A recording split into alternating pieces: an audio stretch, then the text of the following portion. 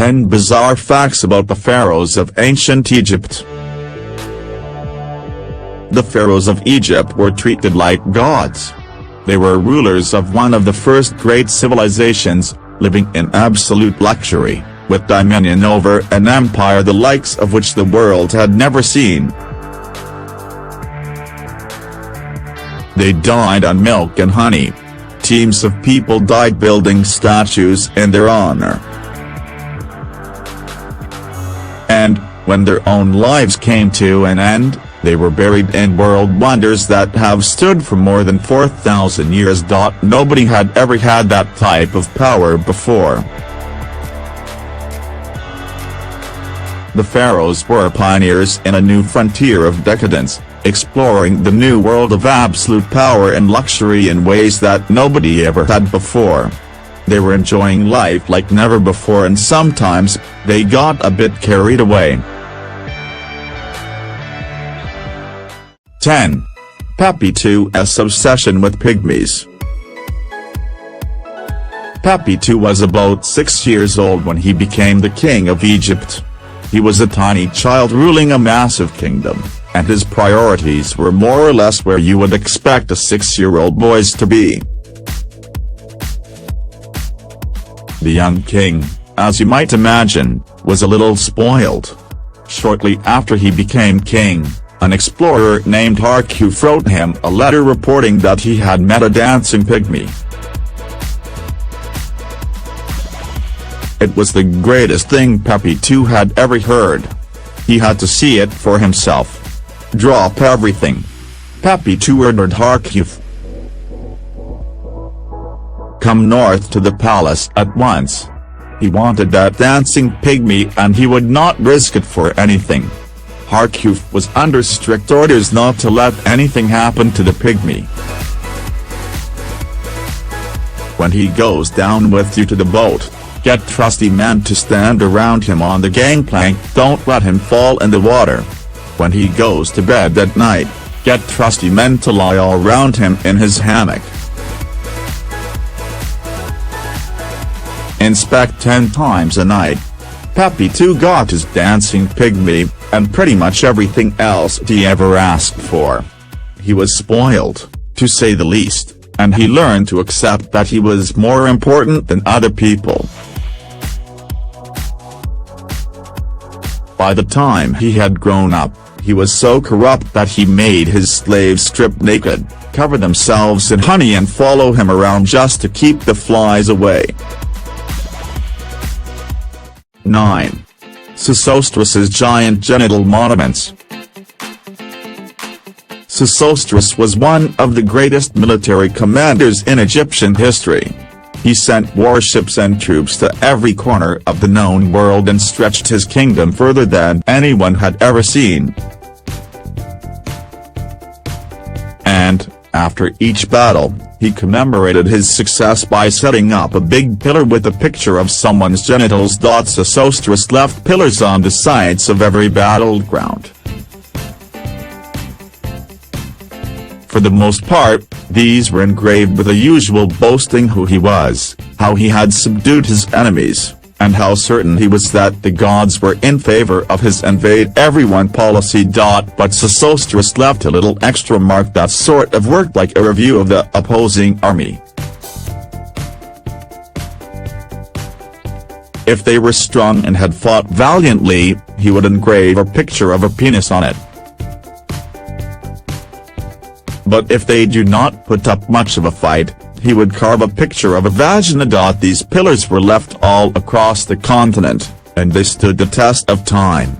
Herodotus saw some of Sesostris' monuments firsthand. 1,500 years after they were erected, they still stood in Syria, engraved with the genitals of failure. 8. Pharaohs' urine baths. Sesostris' son, Pharaohs, was blind. It was most likely a disease he had inherited from his father, but the official Egyptian story was that he had been cursed.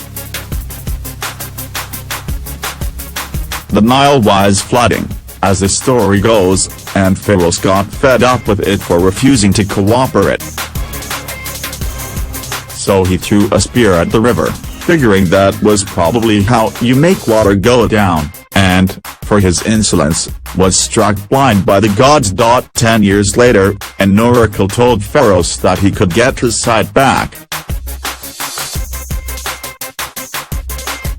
All he had to do, she told him, was wash his eyes with the urine of a woman who had never slept with anyone other than her husband. Pharaohs tried using his wife's, but it did not work. He was still blind, and his wife now had some explaining to do. First, though, Pharaohs gathered up every woman in town, made them pee into a pot and poured it into his eyes. It worked. After going through dozens of women, Pharaohs found one who was not cheating on her husband and got his sight back. He married her on the spot and burned his old wife to death. Or, at least, that is how the legend goes. Of course, it is unlikely that Pharaohs really got his sight back through magic urine. Maybe he just needed a good story to explain a weird habit. 7. Hatshepsut's fake beard. Hatshepsut was one of the few women to rule over Egypt. She had big plans in mind. She would build some of Egypt's greatest wonders, but it would not be easy. Egypt may have been a bit more progressive than the other countries around it, but they still did not treat women as equals. As queen, she a lot working against her. So, Hatshepsut ordered her people to only ever draw her as a man. In every picture, she was to be drawn with rippling biceps and a full beard. She called herself the son of Ra whenever she introduced herself, and it is very likely that she actually wore a fake beard in real life. 2. She managed to accomplish a lot while she was alive, in part by tricking everyone into thinking she was a man, but it did not pan out. Her son ended up erasing her from history to hide that a woman had ever been king. He did it so well, in fact, that we did not even find out she existed until 1903. 6. Amesis's fart-based diplomacy. Amesis was not exactly the most polite pharaoh to ever sit on the throne. He was an alcoholic. He was a kleptomaniac who would steal his friends' stuff, put it in his house, and then try to convince them that they had never owned it in the first place. He got the throne by force.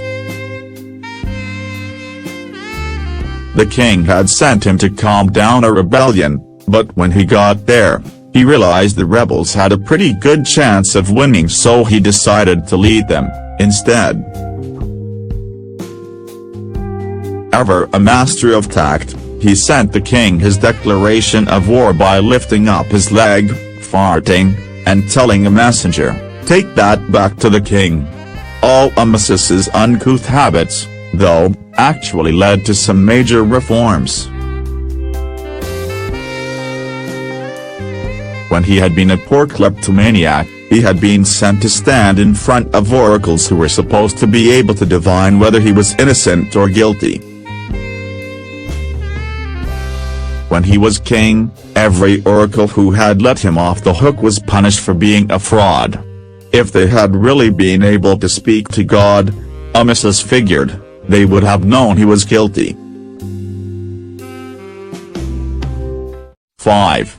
Acti sends a city of noseless criminals. Amesis's people did not put up with him for long. He was a harsh ruler, and it did not take long before he was overthrown. This time, the revolution was led by an Ethiopian named Actisens, who was determined to take a gentler approach. Actisense had a new idea for dealing with criminals. Every person who committed a crime, he ruled, would have their nose cut off. Then they would be sent off to a town he called Rhinocolora, literally, the town of cut-off noses. This would have been one hell of a weird town to visit. It was exclusively populated by noseless criminals, forced to fend for themselves in one of the harshest environments in the country. The water was contaminated, and they lived off scattered pieces of detritus that they found lying around. Today that sounds harsh, but for a 6th century BC ruler, this was considered the height of benevolence. Romans wrote about Rhinocolora, calling it an example of Actisense's kindly manner towards his subjects. Back then, if you broke the law and just lost your nose, you were getting off easy. 4. Ramses II's 100 children. Ramses II lived so long that people started getting seriously worried that he might never die. In a time when most kings got assassinated within the first few years, Ramses II lived to be 91 years old. He enjoyed his time alive, too.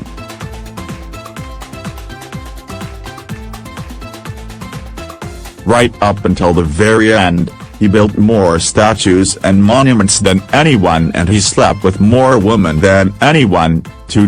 By the time he had died, Ramses II had at least 100 children with at least 9 wives. It took a lot of sleeping with women to get there, but he made sure he put the hours in. Ramses II married pretty well every girl he saw. When he invaded Kedah, he refused to sign a peace treaty unless they handed over their eldest daughter. And he did not shy away from his daughters, either. He married at least 3 of his own kids, including his firstborn. He may have married 4. Historians are not sure whether his wife Hanut-Maya was his daughter or his sister, but, since this is Ramses II we are talking about, there is no reason that daughter, sister, and wife have to be mutually exclusive. 3. Cambyses' hatred for animals. Cambyses was not actually Egyptian, he was Persian, and the son of Cyrus the Great. After his nation conquered Egypt, though, he was put in charge of the country. And so, he was a ruler of Egypt and, apparently, someone who absolutely hated animals. Nearly every story the Egyptians told about Cambyses involved him ruining the life of one animal or another. Early on, he went to see Apis, a bull the Egyptians treated as a god. Right in front of the priests of Apis, he pulled out a dagger and started stabbing the bull, laughing at them and saying, "This is a god worthy of the Egyptians." It was not just that he liked picking on Egyptians, though.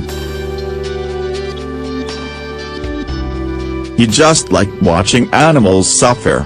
In his spare time, he put on fights between lion cubs and puppies and made his wife watch as they tore each other apart.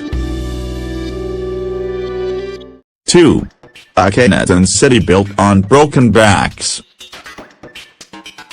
Akhenaten changed Egypt completely.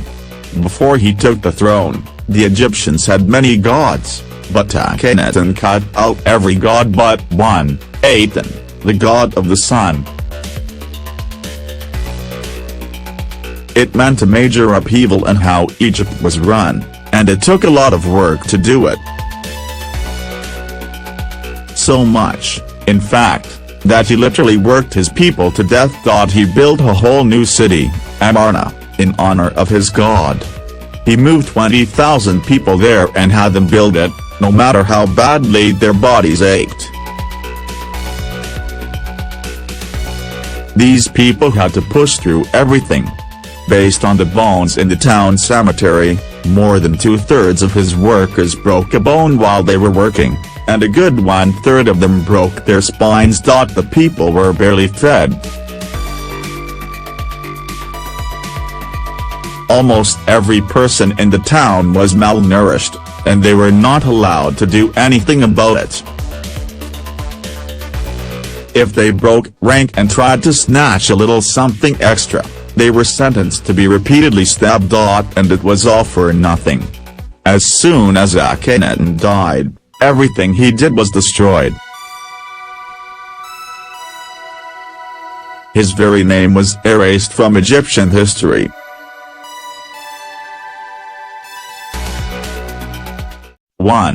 Menkaur's refusal to die. Even a pharaoh dies. Though their titles called them undying, every pharaoh knew his end would come. And, though they built pyramids to take them onto the afterlife, every pharaoh must have had his doubts about what would come when they closed their eyes for the last time. Menkaur, a pharaoh who ruled in the 26th century BC, definitely had his doubts. When an oracle came to him and told him that he only had 6 years left to live, he was terrified. He did everything he could to avoid it. He decided he could fool the gods. As long as night never came, Menkaur figured, a new day would never begin. If a new day never began, time could not pass and he could not die. So, every night, he lit up as many lamps as he could and convinced himself it was still daytime.